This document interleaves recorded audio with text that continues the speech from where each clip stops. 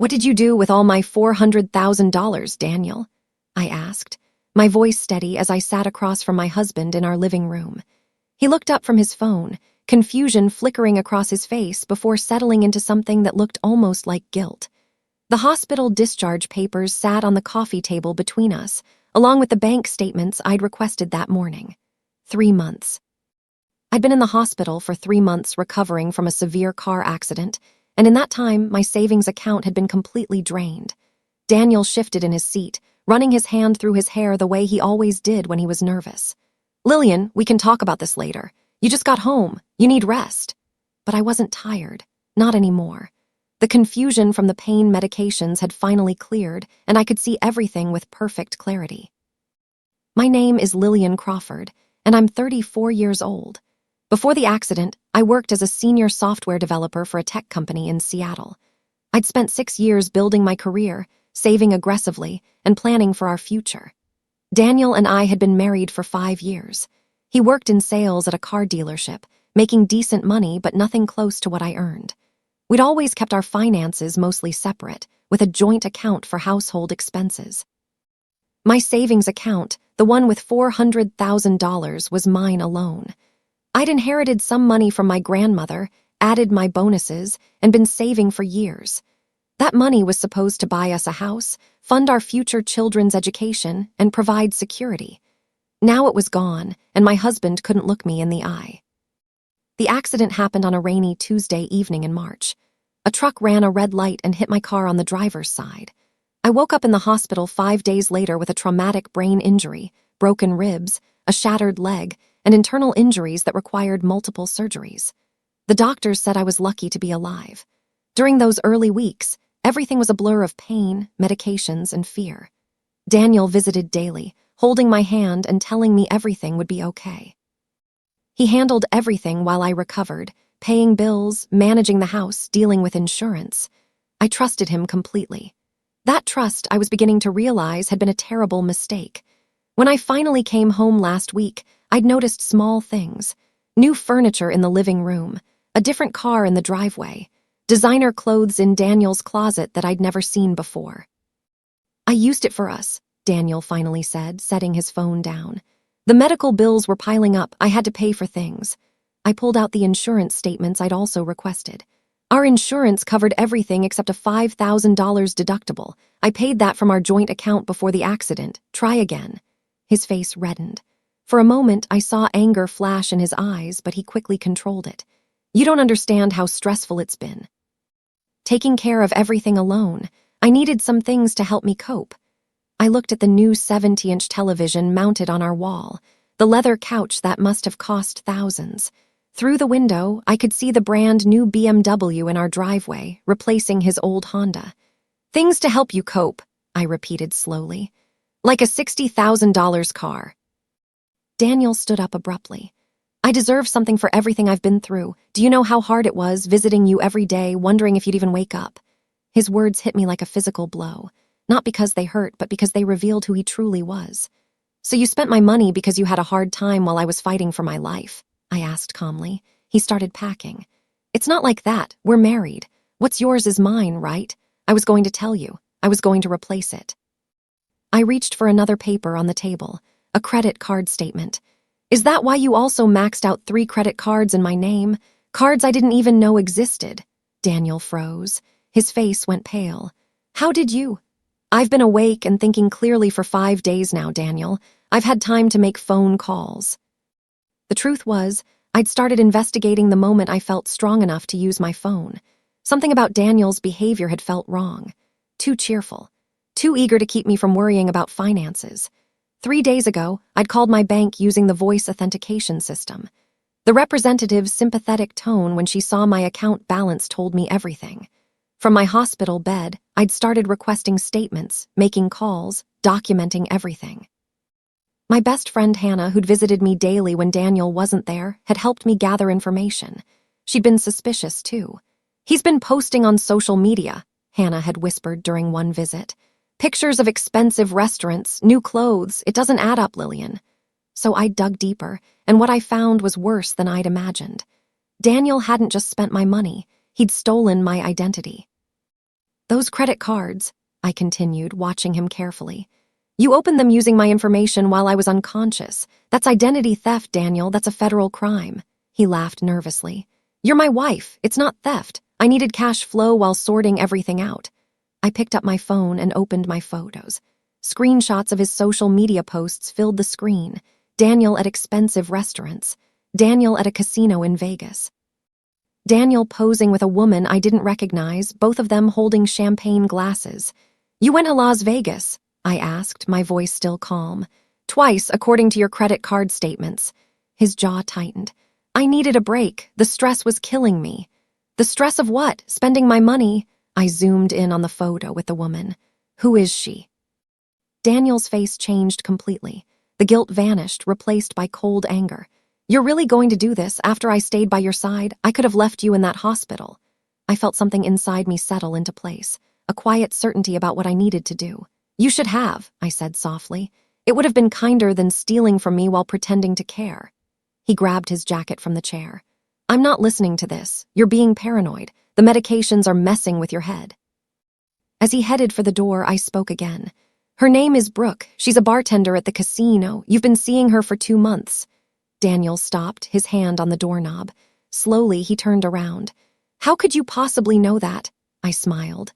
I'm a software developer, Daniel. I know how to find information. Sit down. We're not done talking. Daniel didn't sit. He stood frozen, probably calculating his next move. I'd seen this look before when he'd been caught in small lies over the years. I'd always forgiven him, always believed his explanations. Not anymore. I hired a private investigator, I said. It was a lie, but I needed to see his reaction. He's been following you for a week. The color drained from Daniel's face. You're bluffing. I pulled out a folder from beside the couch. Hannah had helped me prepare this yesterday.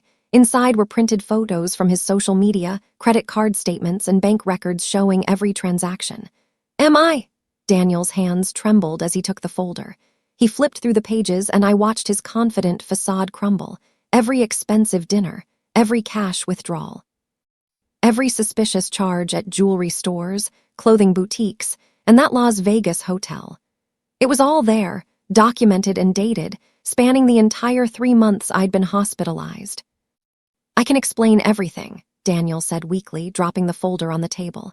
But he couldn't. We both knew it. The evidence was overwhelming. The BMW, I said, pointing toward the window. $63,000, the new furniture $12,000, your Vegas trips at least $20,000 between hotels, gambling, and entertainment. The jewelry you bought for Brooke, $15,000 according to the receipts. Daniel's eyes widened. How did you get receipts? You left them in your car, I replied. Another lie, but Hannah had actually found some in his jacket pocket when she'd stopped by to pick up clothes for me last week. Then there's the boat, I continued, watching his face carefully. The boat. He tried to sound confused, but I could see the panic in his eyes. The 30-foot cabin cruiser you put a down payment on, $40,000. Daniel collapsed onto the couch, his head in his hands. For a moment, I almost felt sorry for him. Almost. But then I remembered lying in that hospital bed, fighting through pain and fear, trusting him to take care of everything. While I was relearning how to walk, he was buying boats. I was going to surprise you, he said, his voice muffled. The boat was supposed to be for us, for when you got better. I laughed, but there was no humor in it. A boat I can't afford to keep now that my savings are gone? How thoughtful. He looked up at me, tears in his eyes. Real or fake, I couldn't tell anymore. Lilian, please, I made mistakes, but I love you. We can fix this. I shook my head slowly. You don't love me, Daniel. You love my money. There's a difference. He reached for my hand, but I pulled away. Don't. The silence stretched between us. Outside, I could hear neighborhood kids playing, normal life continuing while mine fell apart. What do you want? Daniel asked finally. His tone had changed. No more pretending, no more excuses, just cold negotiation. I'd prepared for this. Hannah and I had spent yesterday afternoon researching my options, talking to a lawyer friend of hers, planning my next steps. I want you to leave, I said clearly. Pack your things and get out of my house. His eyes narrowed. Your house, this is our house. I pulled out another document, the deed. No, it's my house. I bought it before we got married. It's in my name only. You have no legal claim to it. Daniel's face twisted with anger. You've had this all planned out, haven't you? This whole confrontation. Yes, I admitted. Since I woke up 5 days ago and realized what you'd done. Daniel stood up fast, his chair scraping against the floor. You can't just kick me out. I'm your husband. I have rights. I remained seated, calm. You're right. As my husband, you do have some rights, but as someone who committed identity theft and fraud, you also have problems. Big ones. He laughed bitterly. You're not going to press charges. You wouldn't do that to me. I met his eyes steadily. Try me. We stared at each other for a long moment.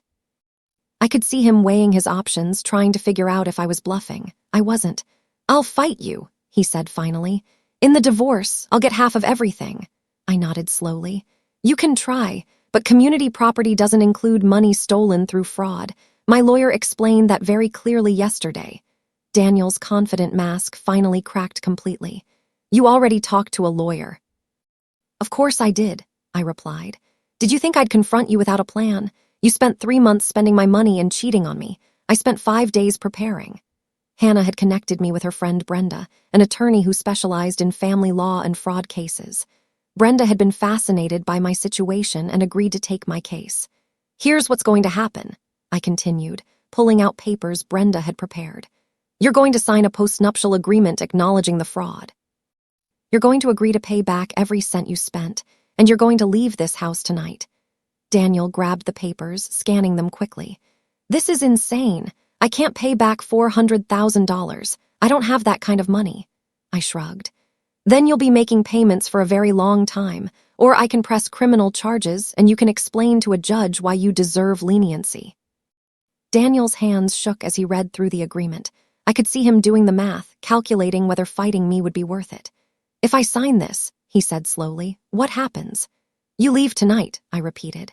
I file for divorce tomorrow. The divorce will be uncontested because you'll agree to everything in this document. You keep whatever you bought with my money, but you have no claim to anything else I own. The house, my retirement accounts, my remaining assets, they're all mine. He looked up at me. And if I don't sign, I picked up my phone. Then I call the police right now and report the identity theft and fraud. You'll be arrested tonight. With the evidence I have, prosecution will be easy. Daniel's face went through several emotions: anger, fear, calculation, and finally defeat. You've become cold, he said quietly. The accident changed you. I thought about that. Maybe he was right. Lying in that hospital bed, facing my own mortality, had changed me. It had shown me what really mattered and what didn't. No, I said finally. I haven't changed. I've just stopped making excuses for you. Daniel stood there holding the papers, looking smaller somehow than he had when this conversation started. The confident man who'd walked in an hour ago was gone, replaced by someone I barely recognized. Or maybe I was finally seeing him clearly for the first time. I need time to think about this, he said. I shook my head. No, you sign now or I make the call. Those are your only options. He looked toward the door, perhaps considering just leaving. But I had the evidence and he knew it. Running would only make things worse. Fine, he said bitterly, grabbing a pen from the table. You win. I watched Daniel sign the papers, his hand hesitant but steady. Each signature was an admission of guilt, a legal acknowledgement of what he'd done. When he finished, I took the documents and carefully placed them in the folder. There's one more thing, I said quietly. Daniel looked up, suspicion in his eyes. What? Your girlfriend, Brooke, you need to end it tonight. In writing, I want proof that you've told her everything is over. He laughed harshly. Why do you care? You're divorcing me anyway. I leaned forward. Because she deserves to know what kind of man you are. She deserves to know you bought her jewelry with stolen money. And I want documentation in case she tries to keep anything you bought her. Daniel's face flushed red. You're unbelievable. I'm thorough, I corrected. Text her now, tell her it's over, tell her why. Daniel pulled out his phone with shaking hands. I watched as he typed, deleted, typed again. Finally, he showed me the message. Brooke, it's over. My wife found out about us and about the money I spent. She's divorcing me and I have to pay everything back. I'm sorry. Simple, honest, devastating. Send it, I said. He hesitated, then pressed send. We sat in silence as the message delivered. A moment later, his phone buzzed with her reply. I didn't ask to see it, but I could tell from his expression that she wasn't taking it well. Satisfied? He asked bitterly. Almost, I replied. Now pack your things, you have 1 hour. Daniel stood slowly, looking around the living room as if seeing it for the first time, or maybe for the last time. Where am I supposed to go? That's not my problem anymore, I said, though my voice was gentler than my words. You have friends, family, figure it out.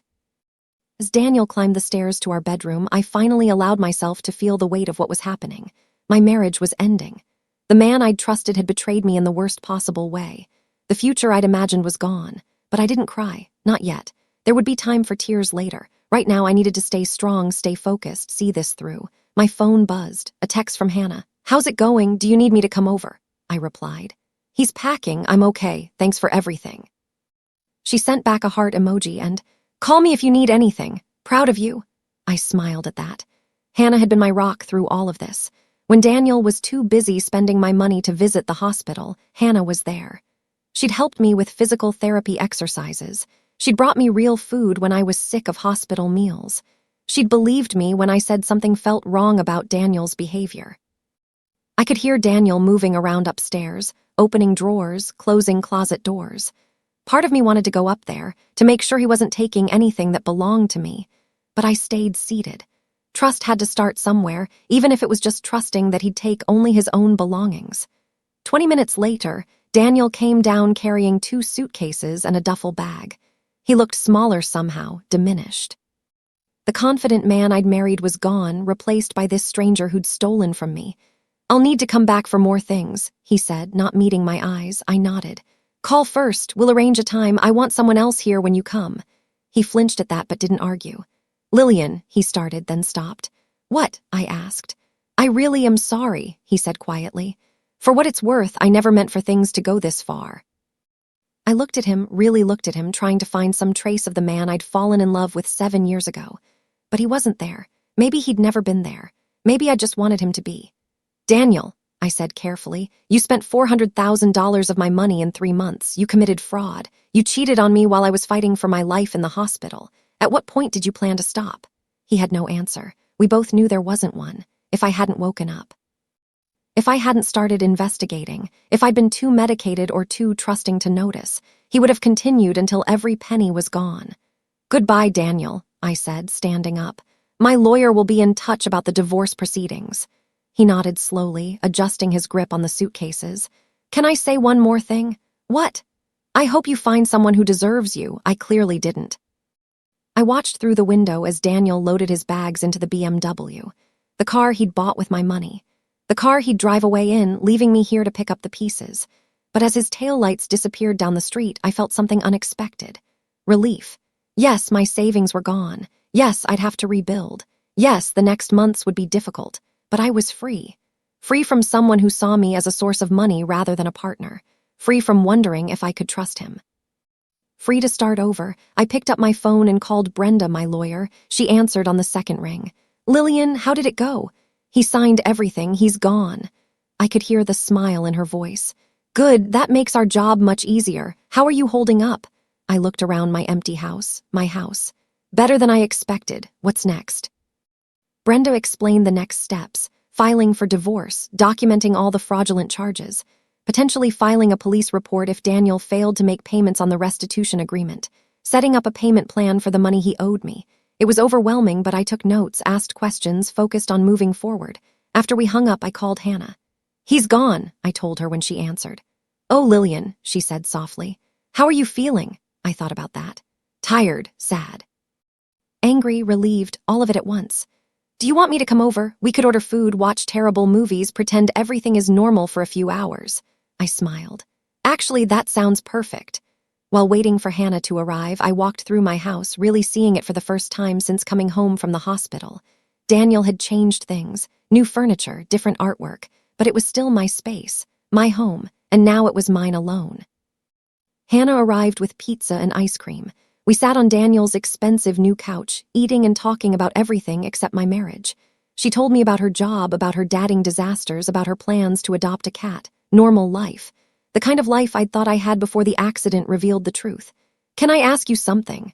I said during a lull in conversation. Of course. How long did you suspect about Daniel? Hannah was quiet for a moment. Honestly. About a month into your hospital stay. He stopped visiting as often. When he did come, he seemed distracted. And he kept talking about money, about how expensive everything was, even though I knew your insurance was covering most of it. Why didn't you say something? I tried a few times, But you were so sick, Lilian. You were fighting so hard just to survive. I didn't want to add more stress, so I just started paying attention, taking notes, gathering evidence in case you needed it later. I reached over and hugged Hannah tightly. Thank you for everything. I don't know what I would have done without you. She hugged me back. That's what friends are for. Besides, watching you handle Daniel today, that was incredibly satisfying. You were so calm and prepared. He never saw it coming. I laughed, and it felt good. I learned something in that hospital. Life's too short to let people take advantage of you. I almost died, Hannah. When I woke up and realized I'd been given a second chance, I decided I wasn't going to waste it on someone who didn't deserve me. We finished the pizza and ice cream, talking late into the night. Eventually, Hannah left, but not before making me promise to call if I needed anything. After she was gone, I sat alone in my quiet house. Tomorrow, I'd start the formal divorce process. I'd begin rebuilding my finances. I'd figure out my new normal. But tonight, I was simply grateful. Grateful to be alive. Grateful to have discovered the truth. Grateful to have friends like Hannah. Grateful for the chance to start over. My $400,000 was gone, but I'd gained something more valuable. The knowledge that I was strong enough to survive anything, even this.